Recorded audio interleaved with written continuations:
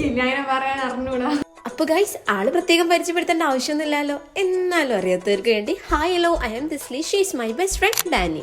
അങ്ങനെ കൊട്ടും പാട്ടും ഡാൻസും ബഹളവും ഒക്കെ ആയിട്ട് ഞങ്ങളെ ഡാനിന്റെ കല്യാണം ഒക്കെ കഴിഞ്ഞു. എന്റെ പേജ് ഫോളോ ചെയ്യുന്ന മോസ്റ്റ് ഓഫ് ആൾക്കാർക്കും ഡാനിനെ പരിചയം ഉണ്ടാവും കേട്ടോ. കാരണം ആളുടെ ഒരു എൻഗേജ്മെന്റ് വീഡിയോ ഞങ്ങളുടെ അത്യാവശ്യം വ്യൂസ് കയറിയിട്ടുണ്ടായിരുന്നു. അതുകൊണ്ട് തന്നെ ഒരുപാട് അപ്കമിങ് ബ്രൈഡ്സ് എനിക്ക് മെസ്സേജ് ചെയ്തിട്ട് സെയിം ലുക്ക് എനിക്ക് ക്രിയേറ്റ് ചെയ്യാൻ പറ്റുമോ എന്നും ചോദിച്ചിട്ട് ഒരുപാട് മെസ്സേജസും ഒരുപാട് കമന്റ്സ് ഒക്കെ എനിക്ക് വന്നിട്ടുണ്ടായിരുന്നു. എൻഗേജ്മെന്റിന് മേക്കപ്പ് ചെയ്യായിരുന്നപ്പോ ആൾക്ക് ഭയങ്കര കൺസേൺ ആയിരുന്നു. എന്നെ കൊളാക്കല്ലോ, ഞാനായിട്ട് തന്നെ തിരിച്ചറിയണേ എന്നൊക്കെ വീണ്ടും വീണ്ടും എന്നോട് റിപ്പീറ്റഡ്ലി പറഞ്ഞുകൊണ്ടിരിക്കുന്ന ഒരാളായിരുന്നു. ആ ആള് ഇപ്പൊ മേക്കപ്പ് ചെയ്യായിരുന്നപ്പോ നീ നിന്റെ ഇഷ്ടത്തിന് എന്താന്ന് വെച്ചാ ചെയ്തോ എന്നും പറഞ്ഞിട്ടായിരുന്നു എന്റെ അടുത്ത് വന്ന് മേക്കപ്പിന് ഇരുന്നിട്ടുണ്ടായിരുന്നത്. വെഡിങ് ഡേറ്റ് ഫിക്സ് ആയപ്പോ തന്നെ ആളുടെ കോൾ എനിക്ക് വന്നിട്ടുണ്ടായിരുന്നു. നീ ഒന്നും നോക്കണ്ട, നിന്റെ ഏറ്റവും ബെസ്റ്റ് പാക്കേജ് അത് നീ എനിക്ക് വേണ്ടി ചൂസ് ചെയ്തിട്ടോ. മോളെ എൻഗേജ്മെന്റിന് ഒരുപാട് നല്ല റിവ്യൂ കിട്ടിയിട്ടുണ്ടായിരുന്നു. അതുകൊണ്ട് തന്നെ എന്റെ കല്യാണത്തിനും നീ എന്നെ സുന്ദരിയാക്കി തരണം കേട്ടോ. എൻഗേജ്മെന്റ് വീഡിയോ അത്യാവശ്യം വൈറലായതുകൊണ്ട് തന്നെ ഈ പ്രാവശ്യം ആള് ക്യാമറന്റെ മുന്നിൽ കുറച്ച് ഞാൻ ഡീസന്റ് കീപ്പ് ചെയ്യും എന്ന് വാശി പിടിച്ചിട്ടായിരുന്നു ഇരുന്നിട്ടുണ്ടായിരുന്നേ.